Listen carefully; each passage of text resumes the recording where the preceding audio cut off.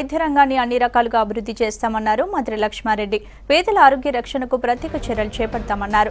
సచివాలయంలో మోడల్ 102 వాహనాలతో పాటు మార్చురీ వాహనాలను పరిశీలించారు. మరోవైపు గర్భిణీ స్త్రీలను ఇంటి దగ్గరే దింపే అమ్మ ఒడి వాహనాలను పరిశీలించారు. వాహనాలను గాంధీ ఉస్మానియా ఆసుపత్రులతో పాటు జిల్లా ఆసుపత్రుల దగ్గర ఉంచుతామన్నారు మంత్రి.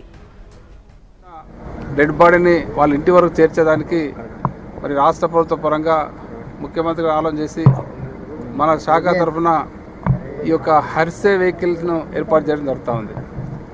అంటే దీన్ని మార్చురీ అంబులెన్స్ అనుకుందాం. మనం దానికి ఒక పేరు కూడా పెట్టుకుందాం. అది మరి వైకుంఠ రథం అయినా ఇంకోటైనా పేరు కూడా పెట్టుకొని ఈ తొందరలోనే ఈ మోడల్ వెహికల్ ఈరోజు మనం చూసినాం. మనం ఒక వెహికల్లో 2 డెడ్ బాడీస్ని పెట్టుకొని తీసుకుపోవడానికి అవకాశం ఉంటుంది.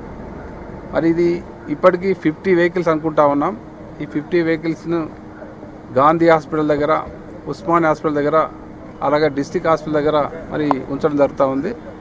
ఆ పేషెంట్ వాళ్ళ డెడ్ బాడీ వెంబడే వాళ్ళ బంధువులు ఫోన్ చేసిన వెంబడే ఉచితంగా ఫ్రీగా వాళ్ళకు 1 రూపాయి కూడా తగలకుండా వాళ్ళ ఇంటి వరకు ఆ బాడీని దింపి